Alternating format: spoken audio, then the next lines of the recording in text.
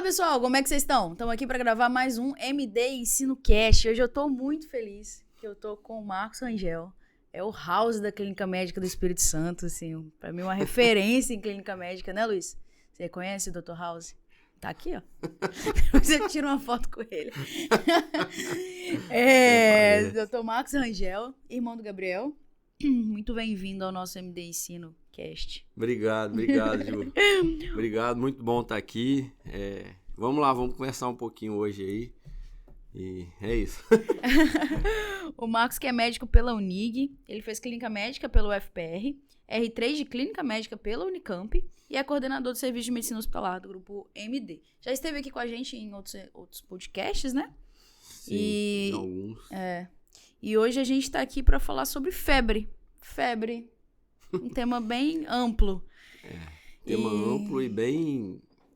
Tem muita coisa, né? Bem polêmico, assim. Não é polêmico a palavra. É bem amplo e tem bastante discussão em cima do tema. Porque as pessoas... A gente vai falar sobre isso, mas eu acho que as pessoas tendem a simplificar a febre. Uhum. E a febre, de novo, é amplo, é complexo. Então a gente vai debater um pouquinho sobre isso. Vamos lá, começar por uma pergunta mais clássica. Febre sempre é sinal de infecção? Boa pergunta. Na verdade, assim, essa pergunta acho que é a principal mesmo da nossa discussão hoje, porque, como eu disse, a febre, né, vou dar bastante minha opinião aqui, obviamente, a febre eu acho que o primeiro passo é a gente entender que a febre, na verdade, é um sintoma, não é uma doença. Eu acho que quando a gente pensa em febre, esse é o primeiro passo. Por que eu estou falando isso? Porque muitas vezes a febre, eu vejo na prática ela ser associada a uma doença e principalmente infecção e mais ainda sepsis. Então, assim, às vezes você vê um paciente que fez uma febre, abre protocolo de sepsis, coleta culturas, é quase que um medular isso, né? E não é, de novo, por isso que eu estou falando, febre não é uma doença, febre é um sintoma. Então, uma vez que a gente fala em febre, o meu paciente está com febre, o meu paciente teve febre ontem. Ok, ele teve um sintoma. Esse sintoma é de qual doença? E aí você abre a caixa, o leque aí de possibilidades que a febre traz. Então, acho que quando a gente pensa febre é sinal de infecção, primeiro, não. Febre é sinal de que é um sintoma, que é um sinal de que tem alguma coisa acontecendo com o seu paciente. E eu diria que febre é sinal de inflamação. Se eu tenho uma febre, 99% das vezes esse paciente vai estar inflamado. O que está inflamando ele? Na grande maioria das vezes vai ser uma infecção, mas não necessariamente. Então, esse é o ponto. Febre é igual a inflamação, que é um sintoma de alguma doença. Se esse sintoma é secundário à infecção, se é secundário a uma doença inflamatória, exemplo, artrite reumatoide, se é secundário a uma doença neoplásica, por exemplo, um tumor de via biliar, que é muito comum de causar febre, e por aí vai. Então, de novo, é um sintoma que eu vou pensar que está me mostrando que o meu paciente está inflamado. Então, não. Respondendo a primeira pergunta, não. Febre não é igual a infecção. Eu acho que uma das preocupações que a gente tem aqui é sobre o uso de antibióticos, né? Acho que se esse paciente chega grave, hipotenso, com febre, taquicárdico, acho que você inicia antibiótico e depois você reacessa essa febre várias vezes para garantir que você está realmente tratando a coisa certa, é uma infecção. Mas acho que vale a pena repensar todos os dias se essa febre realmente é infecção. Sim. Até pensando vamos tentar primeiro pensar que ela não seja infecção, né? Não seja infecciosa. Eu vou citar um exemplo de uma febre que muitas vezes ela não é infecciosa e que eu vi muito na pandemia aí, durante a Covid. Os pacientes com Covid, eles eram muito inflamados, né? A gente sabe que a base da Covid era uma inflamação sistêmica muito intensa, muito exacerbada. E eu acompanhei muitos pacientes com Covid, o Covid que ficaram críticos e que depois, né, saíram para a enfermaria aí com 30, 40, 50 dias de internação. Obviamente, com muitas infecções bacterianas que complicaram esse quadro.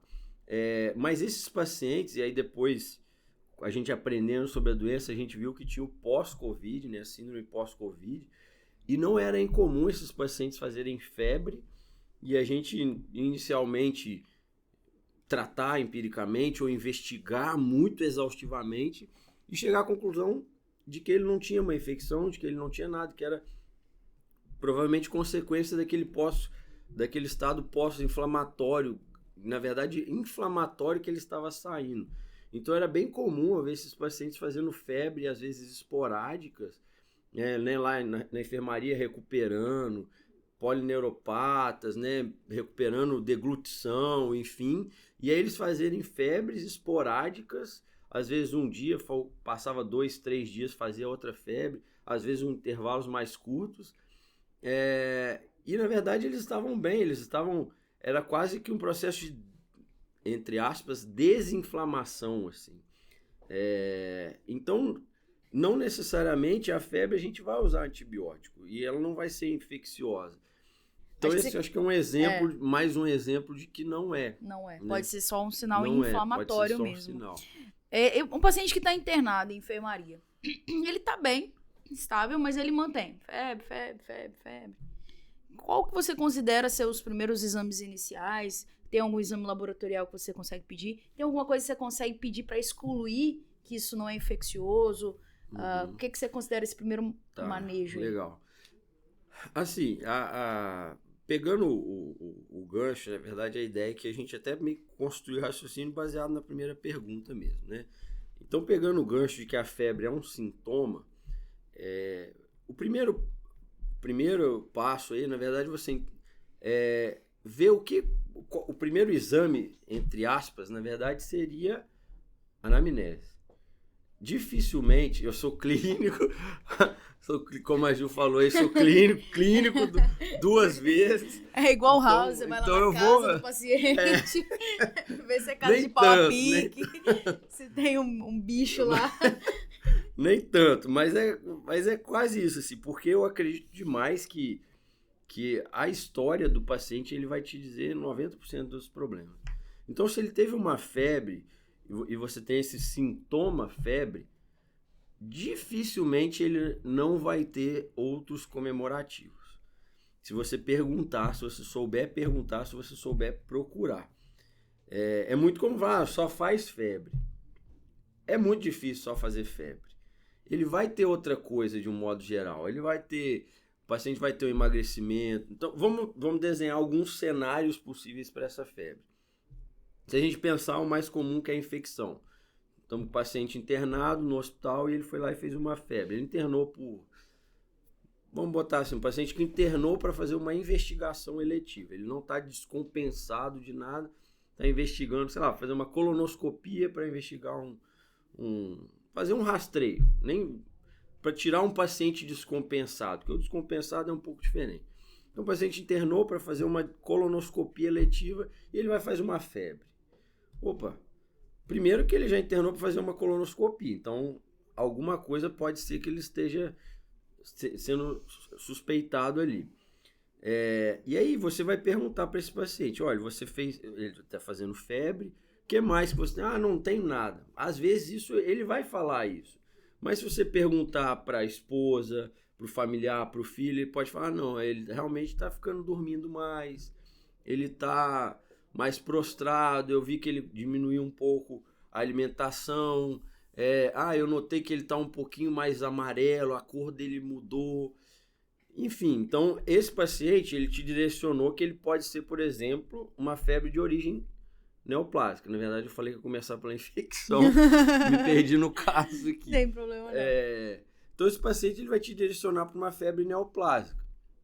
Agora, se é um paciente que internou, e ele fala que faz febre todo dia, ok. Aí você vai lá e pergunta, ele realmente só faz febre, ele não tem nada. Aí qual é o segundo passo? Que está dentro da anamnese, o exame físico. Aí esse paciente vai e tem um sopro. Então ele é um paciente que provavelmente tem uma infecção crônica e que está te dizendo mais, né, que pode ser uma endocardite. Ou falando ainda de infecção, ele tem febre, mas ele tem tosse, que é o mais fácil, entre aspas, que é o paciente com uma pneumonia. Então, assim, dificilmente, na verdade eu estou falando isso tudo porque dificilmente a febre ela vai vir sozinha. Quando a febre vier sozinha mesmo, eu te diria que é menos provável que ela seja infecciosa. Ou ela vai ser infecciosa por uma infecção crônica, ou ela vai ser inflamatória, neoplásica, reumatológica, porque dificilmente o paciente vai fazer uma infecção bacteriana com febre isolada. A não ser que você pegue isso muito no início ali, né? Muito Começou hoje a abrir um quadro de febre que vai vir com outras coisas daqui a pouco. Mas aí já é um paciente que muitas vezes você vai ver ele mais no pronto-socorro. Você não vai ver ele na internação ou na UTI. Ele vai estar na porta do pronto-socorro. Ah, eu vim aqui porque eu fiz febre. E mesmo assim, não é o padrão você fazer uma febre isolada e ir no pronto-socorro. Então, de novo, muitas vezes o primeiro exame vai ser a anamnese e, obviamente, o exame físico complementar ali, porque esse paciente ele vai ter mais alguma coisa. É claro que a gente pode abrir o capítulo de febre de origens obscuras ou de origem indeterminada, mas mesmo assim, ele vai ter outras coisas. Por exemplo, o paciente, já vi, não é incomum, assim, o paciente faz febre, uns sintomas meio, uma queda do estado geral, sem muita coisa, sem muito comemorativo de um foco, claro, infeccioso, e aí às vezes o médico do ambulatório vai prescrever um antibiótico oral, vai pra casa e ele mantém a febre, mas ele tá ali relativamente bem. E aí, às vezes, volta no pronto-socorro e normalmente já havia acontecer do médico do pronto-socorro optar por internar e às vezes a gente iniciar antibiótico venoso pensando em alguma coisa mais resistente. Esse paciente que tá bem com essa história, você acha que vale a pena a gente segurar a mão no antibiótico e fazer uma investigação maior, já que ele tá bem, tá estável, do que queimar, às vezes, aí, antibiótico? Eu acho que sim. E aí, até complementando a pergunta, eu acho que o principal exame aí para a gente pensar em febre são as culturas, né? Hemocultura, cultura de urina, cultura de escarro, eventualmente, cultura de líquor, se for o caso, né? Se tiver algum outro comemorativo que direcione para isso. Mas se a gente tiver um paciente estável, que tem uma febre sem muitas outras coisas, como a gente falou, eu acho que se você tiver tempo aí para investigar esse paciente, e obviamente que você precisa de algum um cenário favorável a isso, tá? Não estou falando que ninguém pode dar antibiótico empírico. Você precisa ter um cenário favorável. Ou é no pronto-socorro e você é o médico plantonista rotina e você vai, vou te pedir alguns exames aqui e você vai fazer, ou vai fazer aqui agora e eu vou ver, ou seja, alguns exames, a cultura vai demorar um pouco mais e daqui a 3 dias você volta no mesmo horário que eu vou te atender, ou então no seu consultório, o paciente foi num consultório e você vai, vou pedir aqui, vai lá no laboratório agora, já estou ligando para o laboratório, coleta cultura, coleta alguns exames de triagem ali, hemograma, provas de atividade inflamatória, PCR, enfim, se a gente lê literatura norte-americana, VHS, eles usam muito, enfim, provas de atividade inflamatória, e daqui a 3 dias você volta no meu consultório ou me manda um WhatsApp, hoje em dia a gente tem essa facilidade, né? E obviamente se o paciente está internado, aí é um cenário até mais fácil, aí você vai pedir esses exames, vai segurar um antibiótico, porque isso pode ser outras coisas, pode ser uma infecção que inclusive vai te direcionar melhor ali, né? Hoje ele fez febre, amanhã ele começou a tossir e começou a ter escarro, né? Aumentou a produção de catarro ali. Então, tem uma pneumonia e aí eu tenho ali os germes mais comuns e eu vou tratar um pouco mais direcionado, que seja ainda que empírico, mas para um antibiótico para pulmão. Diferente se eu tiver uma lesão por pressão, por exemplo, e aí o antibiótico muitas vezes vai ser outro, você vai ter que ter um maior, nem espectro, né? Mas assim, cobrir mais bactérias, né? E por aí vai. Então, em relação à procalcitonina, você costuma pedir? Procalcitonina, Assim, tem várias questões, né? Até teve a enquete, acho que foi ontem ou anteontem, esses dias, no Instagram da MD Ensino da Procalcitonin, se você usa e tal, e a minha resposta lá foi que uso, mas você tem que saber usar. A primeira dificuldade da procalcitonina é a acessibilidade, né? Não é todo lugar que tem. No hospital que a gente mais trabalha, no convênio você tem para alguns planos, não são para todos, né? Então no SUS, eu trabalho em vários hospitais do SUS e nenhuma que eu conheço faz. Então realmente esse é um limitador da procalcitonina. Mas a procalcitonina, eu acho que se você tiver ela em mãos, você tem que usar ela como mais uma ferramenta para elucidar esse sintoma febre. Uma procalcitonina positiva num paciente que fez febre aponta mais ali para o diagnóstico de infecção. Mas mesmo assim, né, a procalcitonina ela tem sítios, né, que ela é mais específica. Maior evidência, me corrija se estiver errado, mas a maior evidência é para pulmão.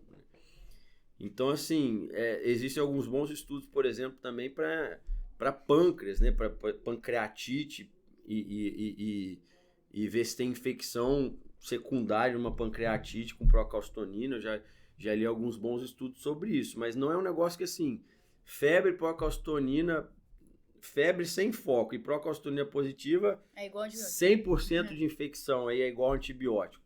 Mesma coisa, não é. Mas é óbvio que é aquele negócio, você está construindo o seu diagnóstico. Eu tenho um sintoma de febre, eu tenho uma procalcitonina positiva, eu tenho... E aí você vai somando, tosse, aí você vai construindo o seu diagnóstico de infecção. Uhum. E ela vale também depois na retirada, né, do antibiótico. E ela é muito útil, bem lembrado, ela é muito útil na retirada, né? Ela te dá muita segurança, ainda mais hoje, digamos, num mundo em que a gente preza por usar o antibiótico mais assertivo pelo menor tempo possível. Aí sim a procalcitonina se torna muito interessante, né? Se você teve a oportunidade de dosar ela e depois, num contexto de infecção, e depois dosar ela e ver a redução, ou se às vezes você não tem você não teve a oportunidade de dosar no início, mas você tem uma procalcitonina num paciente que você já quer retirar o antibiótico, e se tem uma procalcitonina baixa, ela vai te ajudar também. Então, assim, o mais importante hoje, né, a maior validade que a gente tem é realmente na retirada do antibiótico. Para iniciar antibiótico, ela é só mais uma ferramenta. Que vai te ajudar. Te ajudar. Legal. Marcos, em relação a, por exemplo, presença de catéteres, acredito que você deve ter pacientes em enfermaria, em uso de catéter de profunda, catéter de Shiley e qualquer outro dispositivo invasivo. Como é que você faz aí a retirada desses catéteres? Você sempre retira quando faz febre? Você espera aparecer um pouquinho de pulso? O que você acha sobre isso? Eu acho que esperar o pus dá muita chance para bactéria, né? A gente sabe que a maioria das infecções, elas não são... A infecção de catéter, ela não é... Você não vai ver ela macroscopicamente, pelo menos não rapidamente, né? Então, eu acho que assim, se você tem um paciente com suspeita de infecção de catéter, sempre que possível você vai tirar esse catéter. Idealmente, na minha opinião, 100% das vezes você vai tirar. Se você está suspeitando que a infecção é daquele sítio, o principal tratamento é retirar a infecção.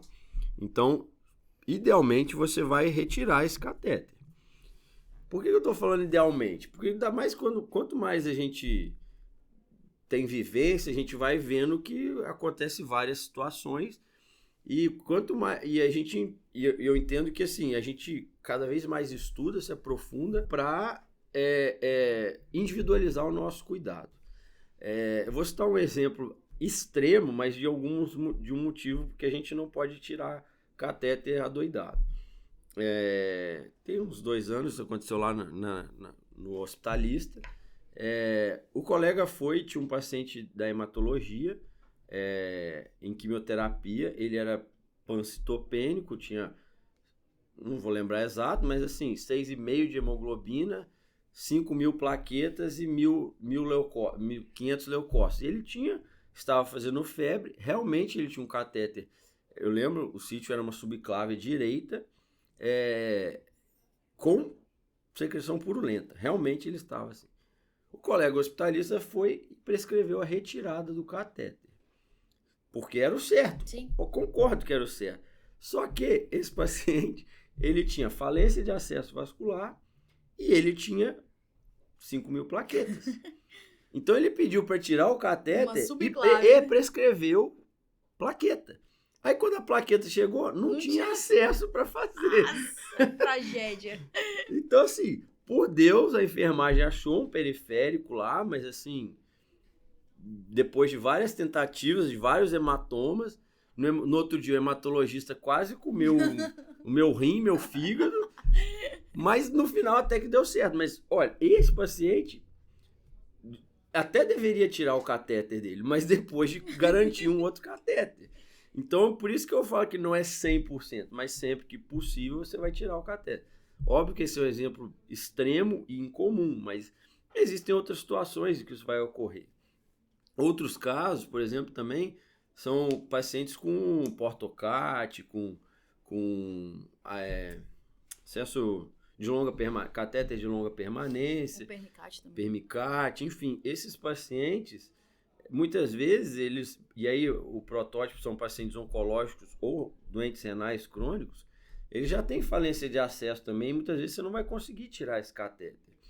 Então, uma outra opção até, né, obviamente isso tem que ser bem discutido, mas é fazer a lock terapia ali, ou então você vai tratar essa infecção, mas vai manter esse catéter, mesmo que ele seja a principal suspeita, mas é porque é um paciente que não tem outras possibilidades de acesso. Mas, de um modo geral, se você tiver oportunidade, tiver facilidade no acesso periférico, outra coisa, se você puder usar via oral para esse paciente, usar via enteral, né? Oral, por sonda nasoentérica, que seja para dar um antibiótico, ou hipodermóclise, por exemplo, ou tem facilidade de pegar um outro catéter profundo, o ideal, se você suspeita da infecção, é tirar esse catéter.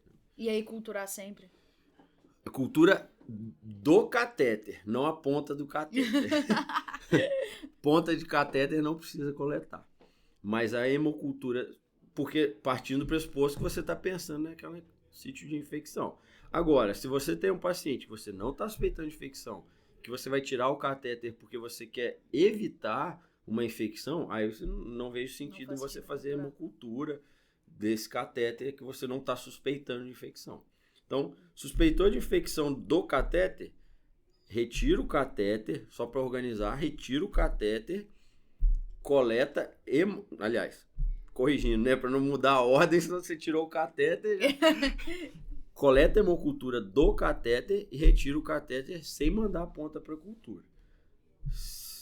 Se você não tem infecção suspeita no catéter e quer tirar o catéter para prevenir uma infecção, retira o catéter e pronto.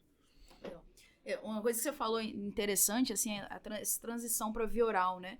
A gente via muito paciente em enfermaria que tava bem do nada, faz um pico de febre, assim.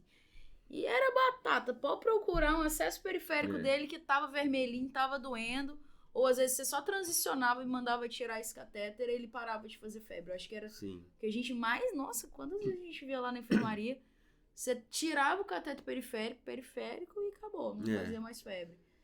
E aí é uma outra causa de febre inflamatória, né? Que, assim, você inflamou, você fez uma flebite, uma inflamação da veia, é uma febre às vezes alta, às vezes ela vem relacionada com sintomas de bacteremia, inclusive, e que ou seja, tem até infecção, mas o tratamento é a retirada do dispositivo. Então, sempre, principalmente enfermaria ou UTI, mas até mais enfermaria, mais fácil, mas UTI também vocês fazem muito isso, né? Sempre que possível usar a via enteral, oral, sonda nasoentérica, porque é uma coisa que faz infecção. Às vezes essa infecção se complica, a gente tem que lançar a mão de antibiótico sistêmico mesmo, mas na maioria das vezes você tirar o catéter e você vai resolver o problema. O que catéter você periférico. mais costuma ver em enfermaria, assim, de diferencial de febre, sem ser infecção? O mais comum é é oncológica, né? Febre, paciente oncológico, e ainda assim eu vejo muitos ganhando o diagnóstico de infecção. Mas o paciente oncológico, ele faz muita febre, né? Neoplasia é uma doença extremamente inflamatória, né? Você tem produção de um monte de citocina, você tem necrose tumoral o tempo inteiro acontecendo, né? Então é um cenário que faz febre. Faz febre, faz leucocitose, então PCR elevado. PCR sobe. Então é difícil esse diagnóstico diferencial mesmo. Mas hoje, até pelo hospital principal que eu trabalho, a gente tem a neoplasia é o principal diagnóstico diferencial de febre. Doenças reumatológicas, e aí neoplasia você engloba tanto de órgãos sólidos quanto hematológica. Hematológica é muito comum aquelas febres mais recorrentes, né? Vespertina ou noturna, associada à sudorese noturna. Isso é muito comum, é mais comum em doenças hematológicas, mas a neoplasia de órgão sólido também pode fazer febres desse tipo. As reumatológicas um bom diagnóstico diferencial, são menos comuns. E quando eu falo reumatológica, é uma especialidade à parte. Mas aí, lúpus é sempre mais lembrado, mas não é o mais comum de fazer Falei febre. que era o House. Eu avisei. Lúpus não é o mais comum. Artrite reumatoide, doenças colagenose, né? Enfim, arterite temporal é uma doença rara, mas que faz muita febre. Doenças, enfim, granulomatose de Wegener, por aí vai, né? Então, doenças reumatológicas é um grande diagnóstico diferencial.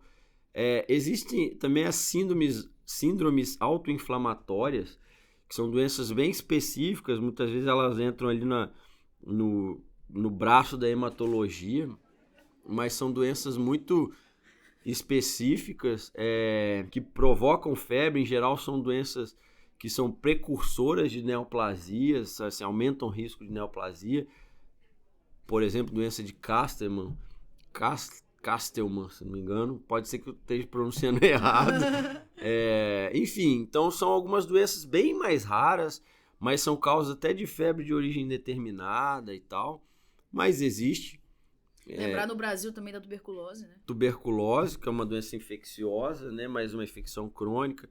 Aí entra outros, tuberculose, paracoco, leishmaniose visceral, principalmente, que é o calazar. Recentemente, não sei se você ficou sabendo, um paciente ficou lá na... De leishmania? Não, de TB. TB. Era uma TB pleural. Não. Paciente com essa história. Febre. Né? Aí foi antibiótico. Aí já no 3º mês de internação foi feita uma biópsia pleural. E deu o diagnóstico de TB pleural. A gente tem uma aspergilose também, né? Tem duas, na verdade. Hoje confirmamos outro aspergilose. Não sei exatamente qual setor do hospital que me falaram, mas tem uma que a gente está tratando e hoje confirmou outra. Paracoco, a gente teve recentemente uma malária, que o paciente não tinha viajado, foi no interior do estado. Caramba! O paciente ficou até com a Stephanie. Então, teve malária, que malária é uma doença que caracteristicamente tem febre no 3º, no 4º dia, aquelas febres esporádicas, né? Quando tem rompe e cai na corrente sanguínea.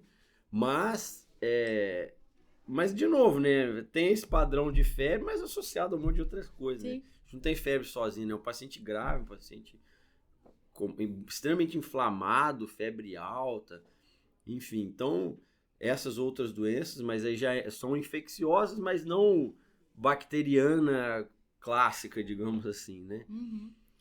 Você falou aí do padrão. A dengue também, né? Dengue, a gente tem chikungunya, zika. Você falou aí do padrão da dengue. Normalmente, febres mais... Padrão da dengue, ó. Da febre. Febres mais altas costumam te levar mais ao diagnóstico de ser infeccioso? Não necessariamente. Igual se tem paciente hematológico, geralmente essas febres são altas. Às vezes 39, 40 graus, já vi paciente fazer. Então, assim, o valor da temperatura Sinceramente, não sei se tem um estudo que estudou isso, mas assim, o que eu vejo na prática, ele é muito pouco útil. Assim, não, tem uma febre de 39,5 é bacteriano. Tem uma febre de 37,8 isso é inflamatório. Não dá pra gente afirmar isso, sabe? Eu particularmente não acredito nisso. Assim. Nunca li nenhum estudo que me mostrou o contrário. Então, acho que é muito inespecífico, né? Muito inespecífico pra gente depositar o diagnóstico no valor. Sim.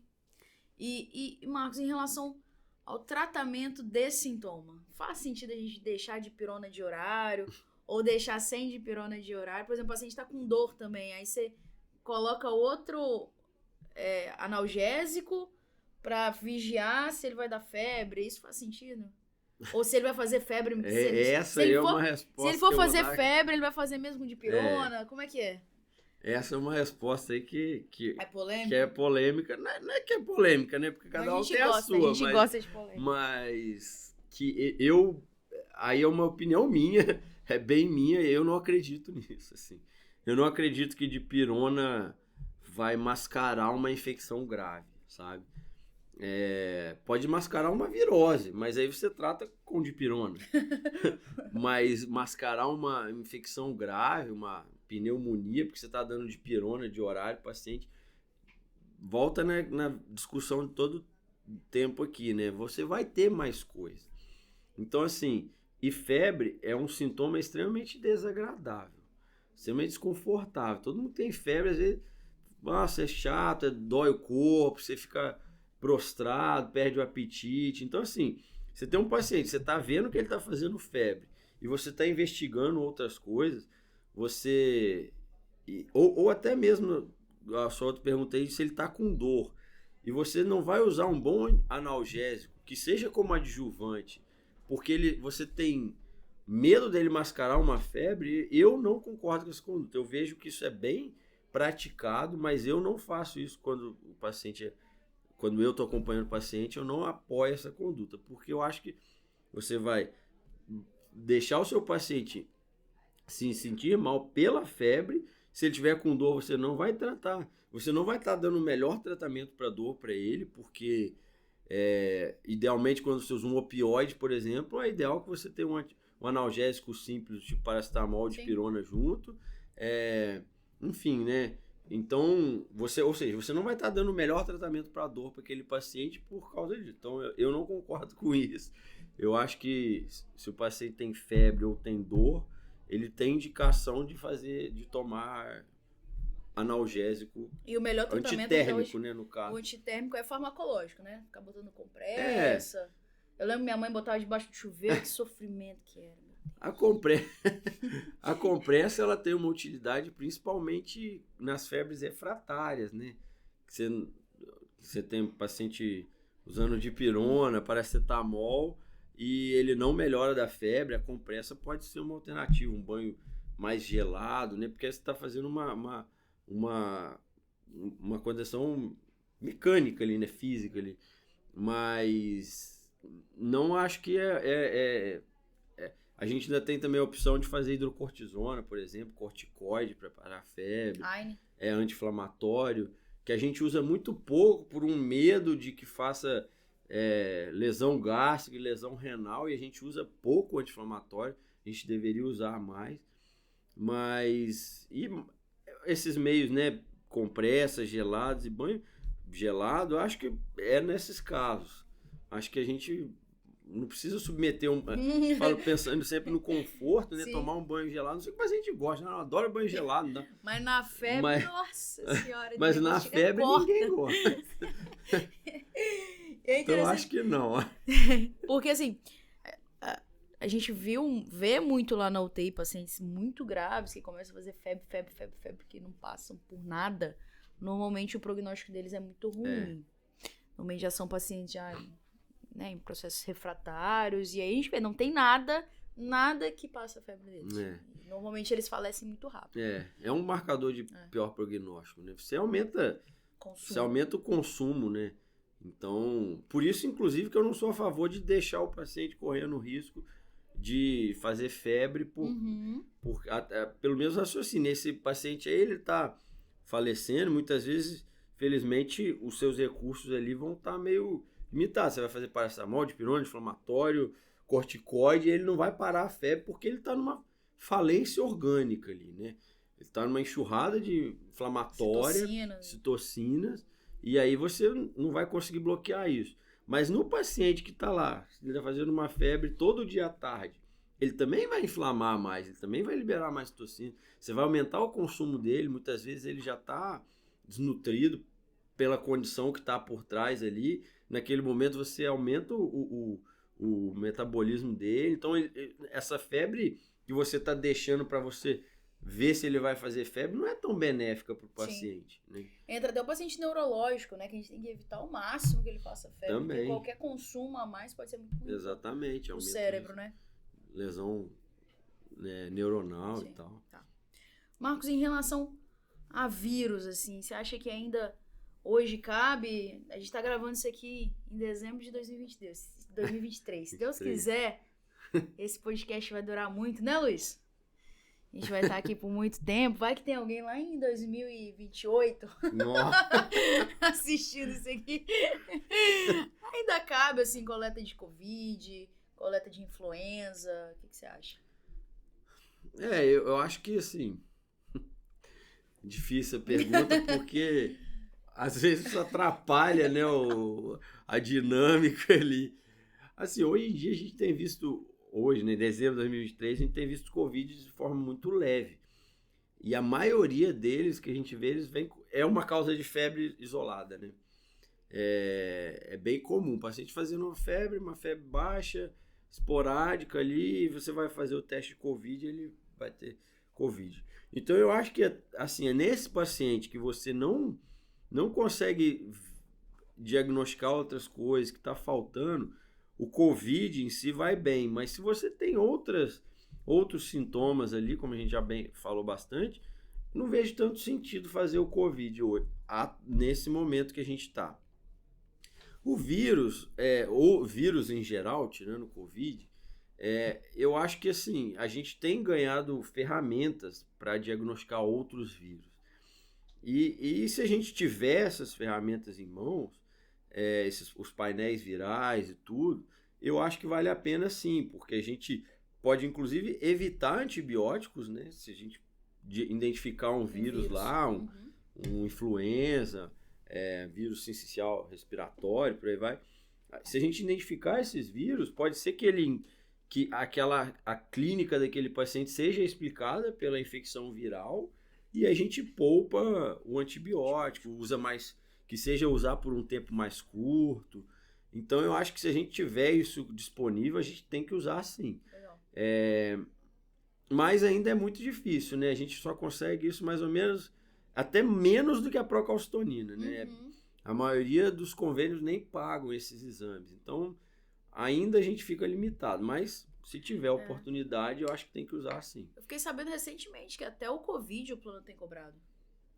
Atualmente voltou a cobrar. Exatamente. Não. Acho que justamente por isso, né? Os casos estão vindo bem leves. E é meio que um diagnóstico meio sem querer, assim. Não tinha muita coisa. Vou pedir Caiu o celular aqui. Vou pedir um Covid aqui e acabou vindo positivo. Foi meio assim. Só que eu também descobri que é a família que tem pagado, assim, quando é plano. Tem muitos... Não sei se são todos os planos, mas a maioria realmente não tem que cobrar a parte e tal. Então, acaba que limita, né? Porque é difícil a gente fazer essa abordagem no paciente internado, né? Muitas vezes quem tem que abordar é a gente, médico, né? Chegar e falar, eu tenho um painel viral aqui, mas que custa R$2.000, quer fazer? Acaba estabelecendo uma relação de comércio dentro de um ambiente hospitalar. É ruim, né? Sendo que a nossa figura ali não é de comerciante, né? Então acaba que tudo isso limita o uso dessas ferramentas. Mas eu acho que, né, daqui a pouco isso vai se tornar mais vai acabar, é uma tecnologia, né? É um avanço. Então isso daqui a pouco vai se tornar mais fácil de fazer e eu acho que sempre possível a gente tem que fazer. Porque tem muita infecção viral que a gente não diagnostica, que usa irracionalmente o antibiótico para tratar essa infecção viral.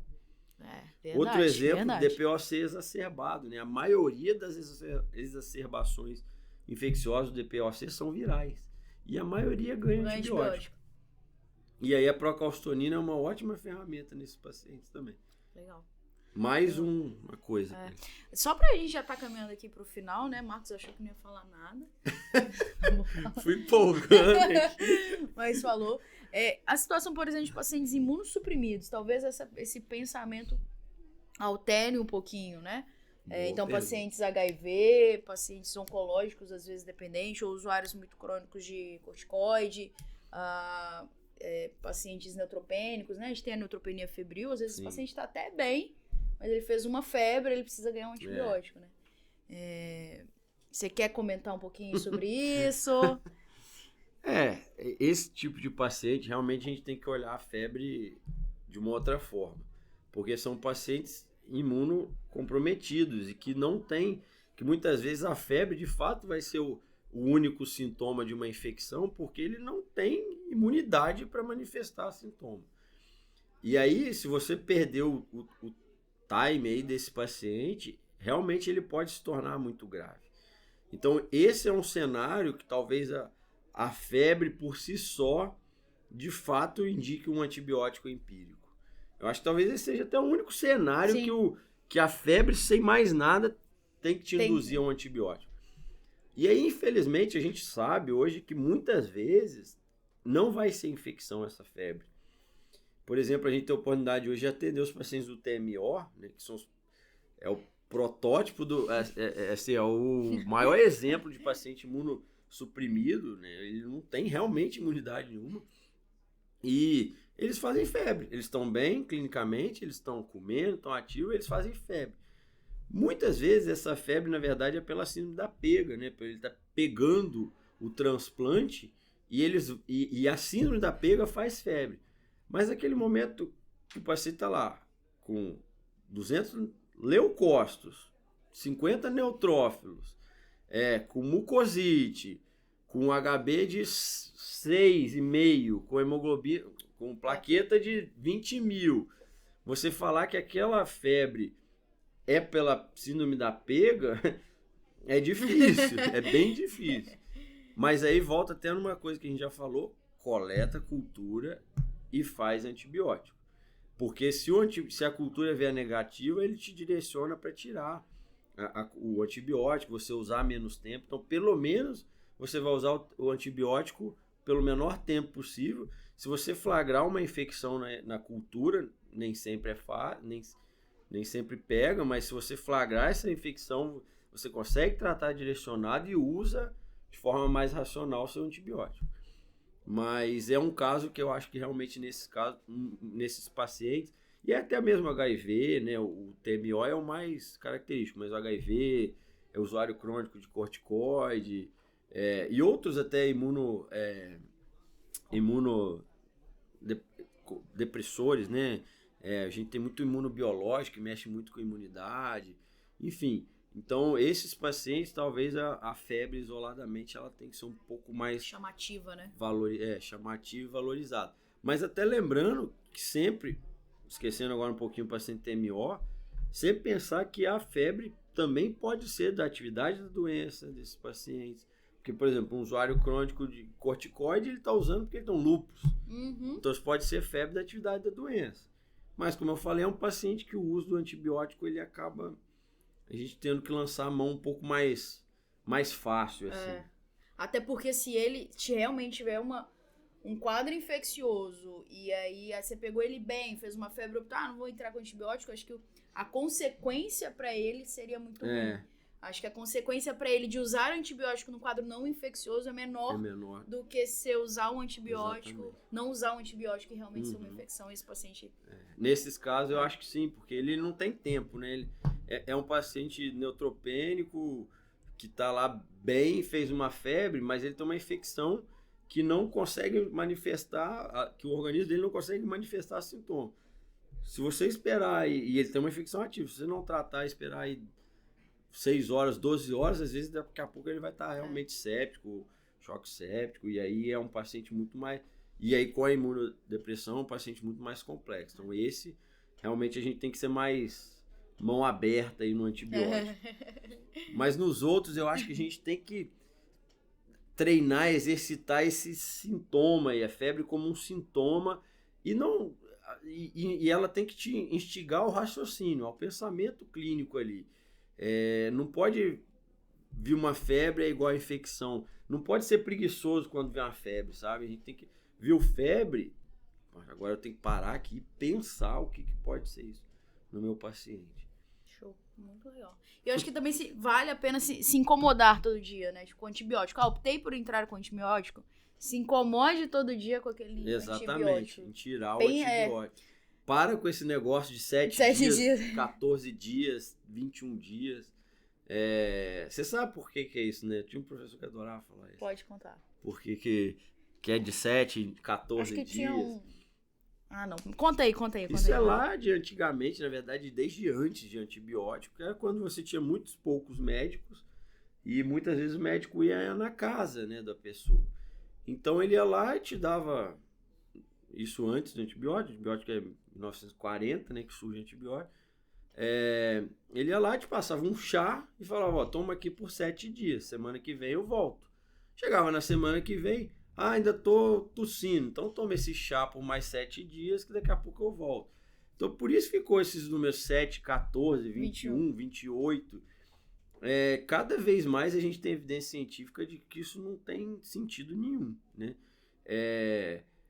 Os estudos ainda são muito específicos, né? O paciente com exacerbação infecciosa de DPOC, o paciente com pneumonia bacteriana, com tal, ainda são muito específicos, não dá pra gente extrapolar e falar que eu posso usar 3 dias de antibiótico para todo mundo.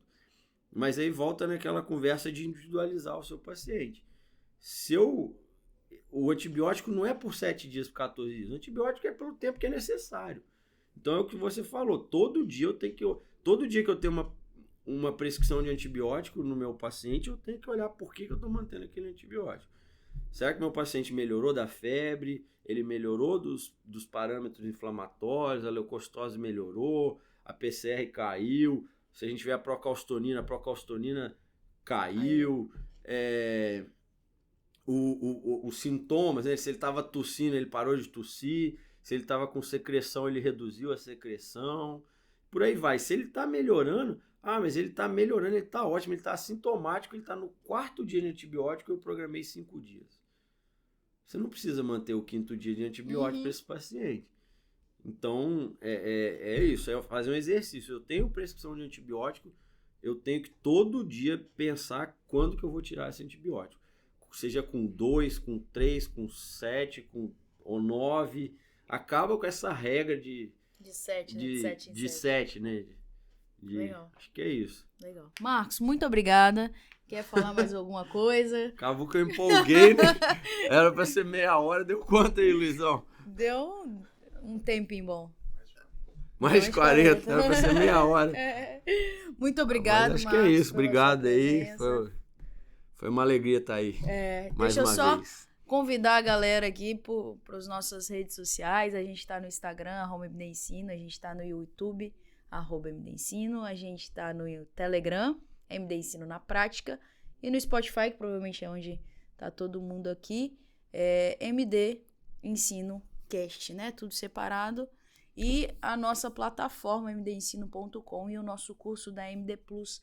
É um curso que está bem legal, Marcos. A gente está fazendo aulas bem dinâmicas, bem focadas para o que fazer na prática, realmente, sem muita enrolação, sem falar muito sobre aquilo que a gente já sabe, já aprendeu na faculdade, mais voltado para tentar aprofundar o tema mesmo e ajudar todo mundo a tomar decisão. Muito obrigada. Legal, muito bom. Obrigado, Ju. Obrigada. Valeu, Luizão. E até a próxima. Valeu. Até mais. Tchau, tchau.